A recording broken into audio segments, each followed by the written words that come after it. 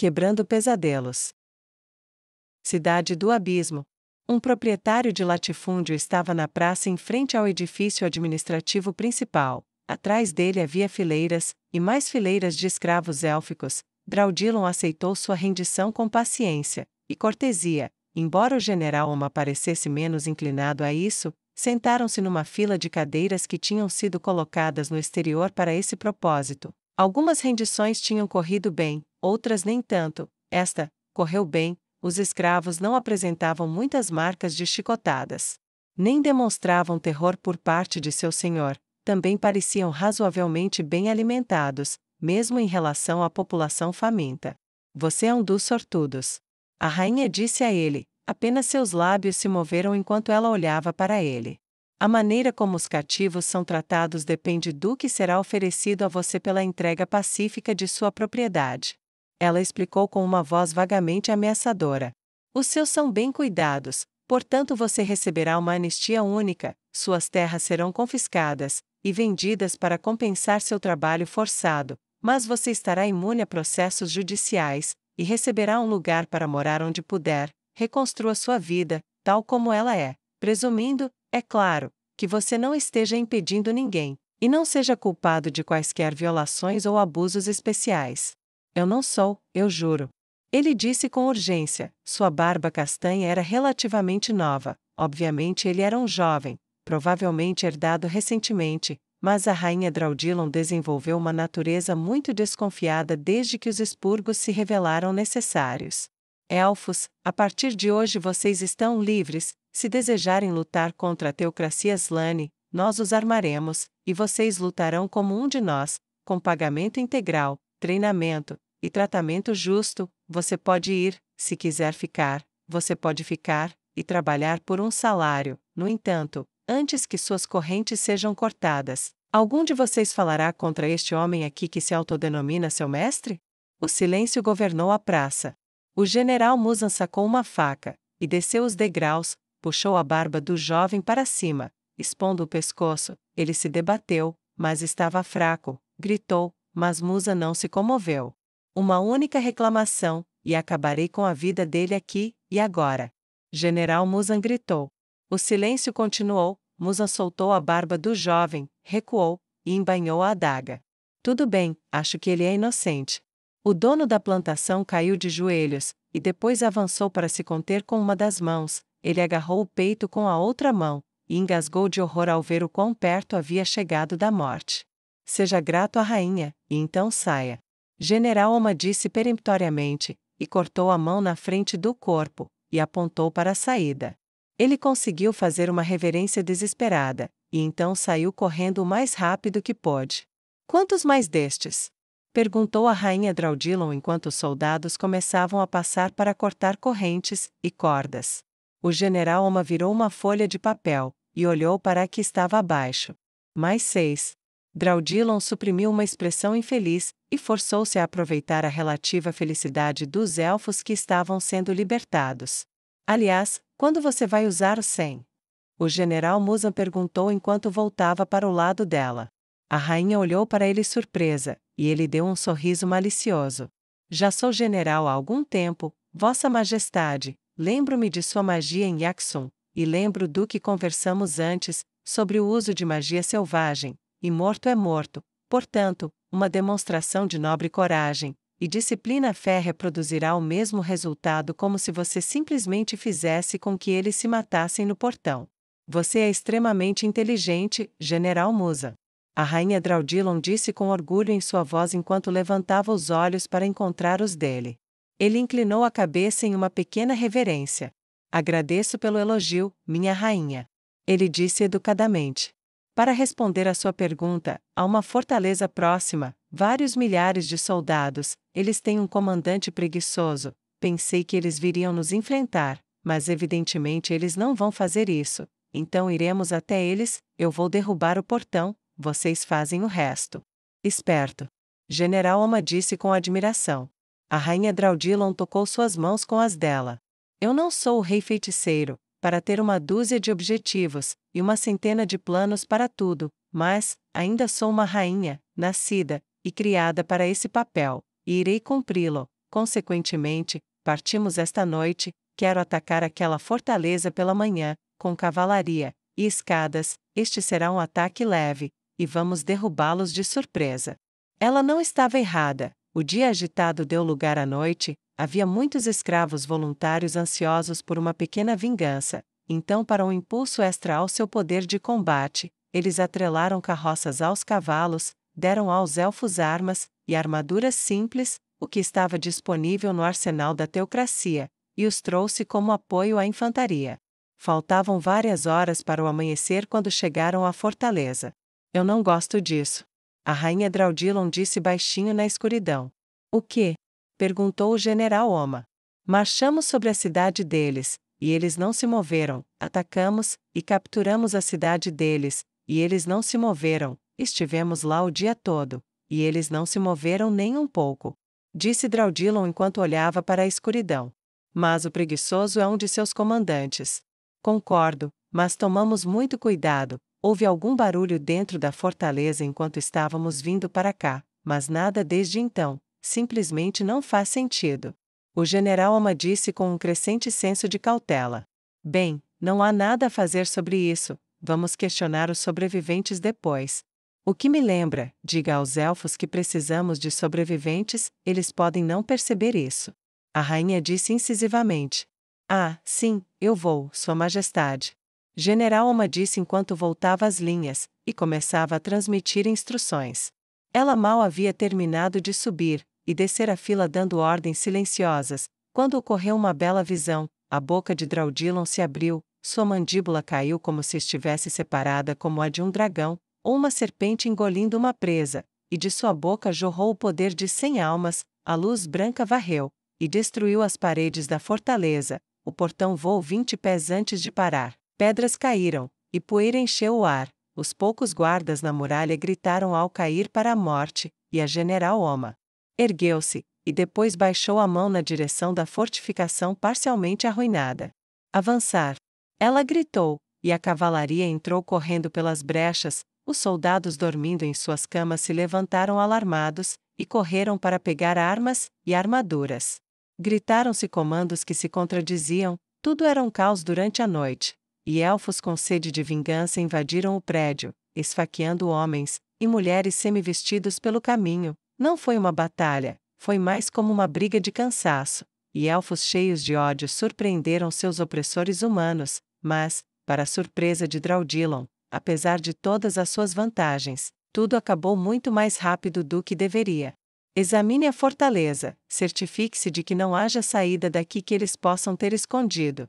A general Oma gritou enquanto cavalgava lentamente para o terreno aberto da fortaleza caída.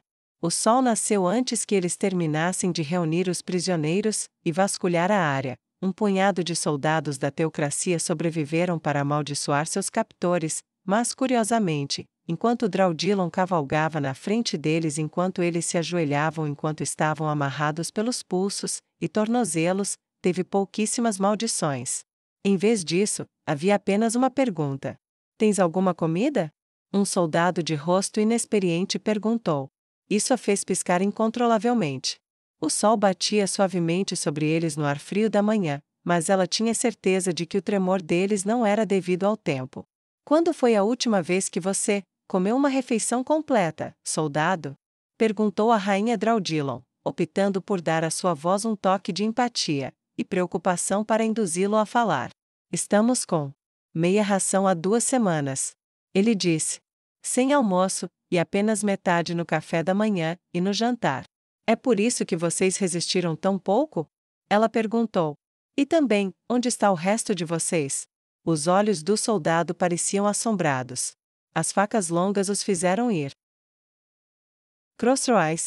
O anoitecer chegou mais rápido do que Petyr esperava. Ele estava sentado agitado no clube privado. Ele remexeu-se silenciosamente em uma mesa, perdido em seus próprios pensamentos. Eu me pergunto se eles encontraram ele, se sabem que estive lá, se ela sabe de que lado estou realmente, ela iria me denunciar? Provavelmente, só nos conhecemos há pouco tempo, e, caramba, espero que Cormeon tenha um sono profundo. Uma mão bateu em seu ombro, tirando-o de seu devaneio. Ei! Disse Coruja com uma voz gentil, e preocupada. Você tem certeza de que está tudo bem com isso? Não, mas eu tenho que estar de qualquer maneira. Petir respondeu duramente. Não, você está fora. Rascal disse bruscamente. O quê? Petir perguntou. Eu disse, você está fora, você vai ficar para trás, não vou deixar ninguém sair nesse tipo de coisa que não esteja 100%. Rascal disse enfaticamente. Estou bem. Petir retrucou.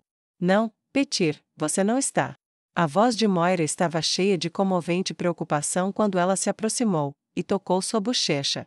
Ouça, estive sentada aqui observando você como todo mundo, enquanto você se contorcia, eu sei que você é apegado ao garoto, e isso manchou sua perspectiva. Você não pode fazer isso, mesmo se você pudesse, você não deveria, apenas confie em mim. Moira disse suavemente. Por favor. Ela disse. Mas, Petir começou apenas para ela o interromper. Mas nada, fique de fora. Ela disse, sua voz áspera rapidamente se tornou suave como o toque de uma mãe, e Petir caiu em sua cadeira. Tudo bem, talvez você tenha razão, apenas tente não machucá-lo. Consiga o que você precisa, mas depois saia, e... Kirak? Petir disse, voltando sua atenção para o chefe do crime clandestino da cidade. Sim? Kirak perguntou. Quando os ferreiros saírem, faça-me um favor se não se importar, ajude o garoto a se reerguer, ele é bom, foi promissor como ferreiro, será uma pena ver isso desperdiçado. Petir implorou, e depois de um momento de contemplação, Kirak assentiu levemente. Tudo bem, acho que não faria mal nenhum ajudar, o trabalho roubado dele vai me render uma fortuna, afinal. Ele respondeu cinicamente. Rascal, e os outros partiram rapidamente na calada da noite, eles tinham carroças esperando do lado de fora, então chegar aos seus destinos foi bastante fácil, as ruas estavam quase vazias, exceto pelas patrulhas ocasionais, e com algumas insígnias militares falsas, e capas de aspecto militar, pareciam a qualquer observador uma unidade realizando uma transferência à meia-noite, e como tal, não chamariam a atenção. Um por um, eles depositaram silenciosamente caixotes de pedras, e pegaram caixotes de armas dos poucos locais que haviam explorado. O luar brilhante ameaçava expô-los, mas a seleção cuidadosa dos alvos serviu-lhes bem, apenas os ferreiros que eram de menor posição, e não podiam pagar a segurança adequada, e com armazenamento prontamente acessível tiveram seus estoques atingidos pela equipe insurrecional. Então você costumava fazer muito esse tipo de coisa? Moiré perguntou curiosamente enquanto carregavam outra caixa. Sim, eles são grandes e fortes, somos poucos e fracos, mas isso significa que temos muitas opções para acertá-los, eles ficam mais fracos, nós ficamos mais fortes, afaste os soldados agora mesmo sem derramar sangue. Rascal disse com uma pitada de orgulho profissional. Inteligente, muito inteligente, mas é melhor irmos embora, não quero ficar aqui por muito tempo. Coruja disse em voz baixa. Concordo, acelere o ritmo. Rascal disse enquanto eles limpavam seu primeiro alvo. Petir levantou-se da cadeira. Estou saindo. Ele disse melancolicamente, ele não precisou dizer nada, ergueu os olhos, e tanto Kirak quanto Chanda já haviam ido embora. Uau, eu realmente estou fora disso. Ele pensou, e se dirigiu para a porta.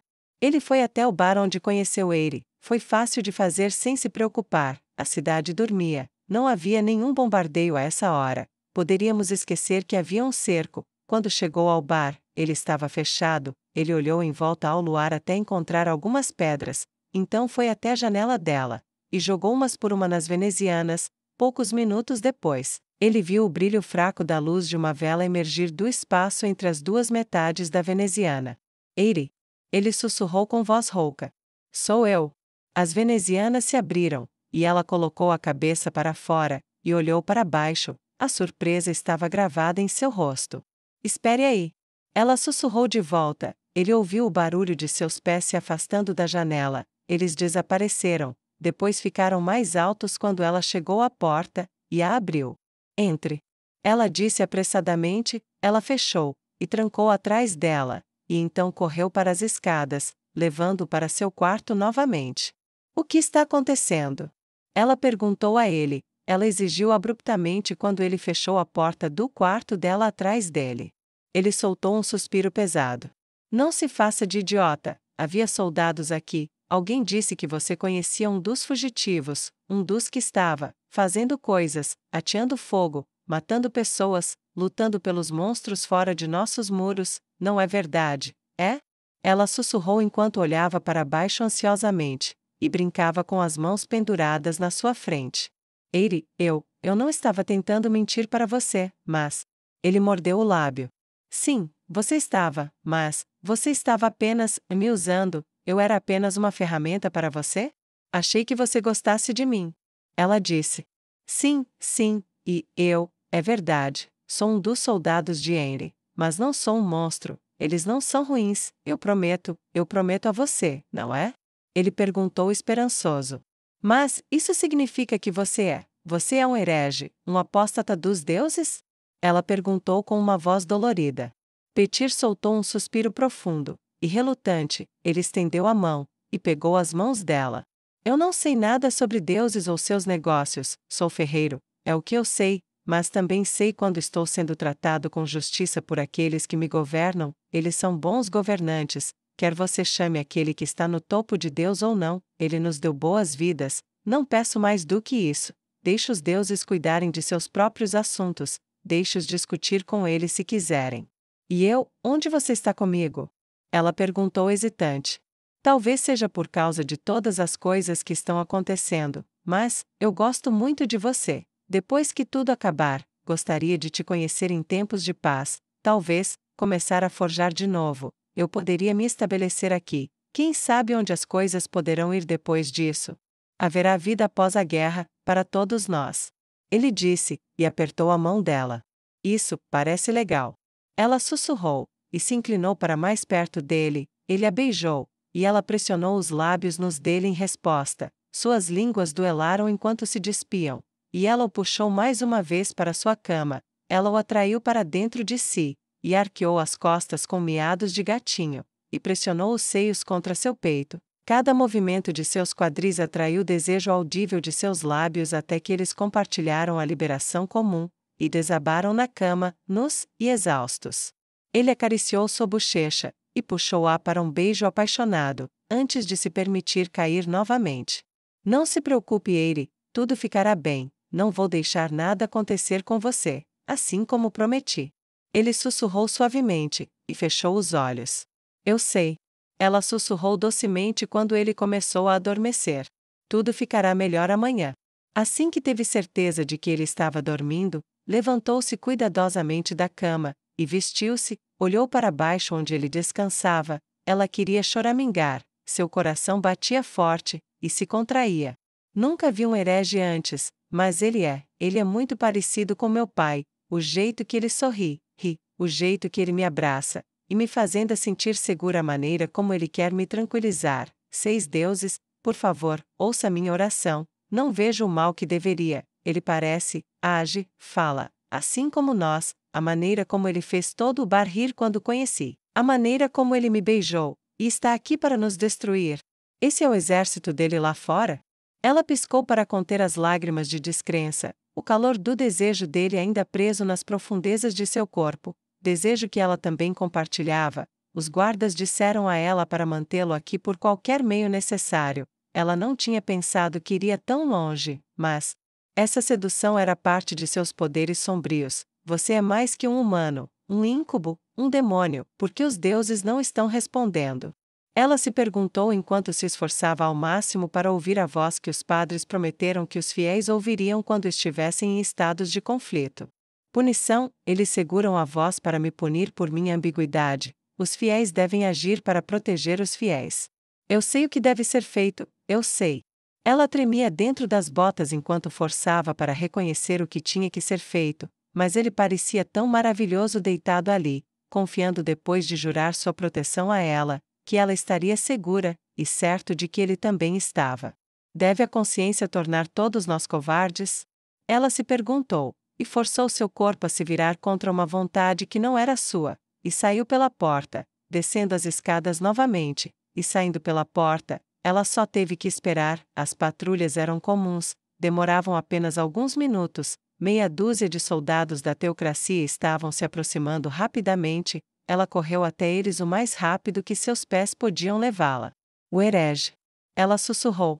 Um dos hereges está em minha casa, ele está dormindo, está desarmado, ele está indefeso. Ela disse, sentindo-se enjoada ao informar sobre seu amante. Os soldados levaram apenas um momento para decidir agir, eles a seguiram até o bar, ela abriu a porta, e os conduziu silenciosamente pelas escadas escuras. Quando chegou à porta, ela colocou um dedo nos lábios, e sussurrou. Xi! A porta se abriu, e então o infortúnio aconteceu. Um dos soldados sacando a espada acidentalmente bateu com a arma na armadura de alguém muito próximo dele. Os olhos de Petir se abriram de repente. Na penumbra da luz das velas ele viu a armadura da teocracia, e se jogou da cama. Ele sabia muito bem que não era páreo para os 100, não era uma elite, mas tinha a força de um ferreiro, e treinamento nas artes de combate da justiça negra, e também era um veterano. Ele atacou o primeiro soldado que conseguiu alcançar, pegando os desprevenidos porque ele, nu e desarmado, havia levado a luta até eles. O guarda rapidamente empurrou sua espada com a intenção de espetá-lo, mas ele deu um passo para fora do golpe, agarrou o pulso e puxou-o para frente, desequilibrando, torcendo o pulso no processo, e roubando a arma do guarda. Ele pegou seu prêmio e o golpeou loucamente, cortando outro na garganta antes que os outros 4 pudessem responder. Ele gritou ao observar o desenrolar da luta. Feridas começaram a aparecer no corpo de Petir, pois, no espaço fechado, ele não conseguia fazer tudo o que procurava. Além disso, ele não tinha armadura, com cada centímetro de carne dado pelos deuses expostos às suas armas. Enquanto eles estavam com armadura, e o superavam em número, Petir chutou um deles com força no peito, e o fez cair escada abaixo com uma terrível cacofonia de barulho. Mas antes que ele pudesse se recuperar, uma espada encontrou seu alvo, e perfurou seu rim por completo. O poderoso ferreiro caiu com um grito de agonia. Ele assistiu com horror enquanto ele continuava a lutar em agonia quando o guarda cuja arma ele havia pegado chutou Petir na nuca, e o fez cair aos pés de Eire. Ela gritou novamente, e se empurrou de volta para um canto do quarto. Ele ficou de joelhos, com a intenção de se levantar, então ergueu o rosto, e captou a expressão dela. Ela viu o rosto dele, o choque, e a dor de sua traição gravados em cada centímetro. A boca aberta, e o olhar incrédulo ficaram gravados em seu rosto quando uma espada desceu do lado dele e cortou sua nuca, acabando com sua descrença para sempre. Eire se agachou, e desviou o rosto daquela visão horrível, mas embora fechasse os olhos, a visão não a abandonava. Ela só conseguia chorar de medo, e sussurrar desculpas fúteis para Petir, para os deuses, para si mesma. Ela perdeu toda a noção do que estava falando, até que um dos guardas da teocracia apareceu, e ofereceu uma mão para ela. Ele a ajudou a se levantar e tirou um documento da bolsa. Senhorita, você fez uma grande coisa pela teocracia Slane hoje. Agora, não carregamos recompensas em dinheiro conosco, obviamente, mas... Ele fez uma pausa, e rapidamente rabiscou seu nome, uma assinatura, o serviço que ela executou, e uma quantia no documento.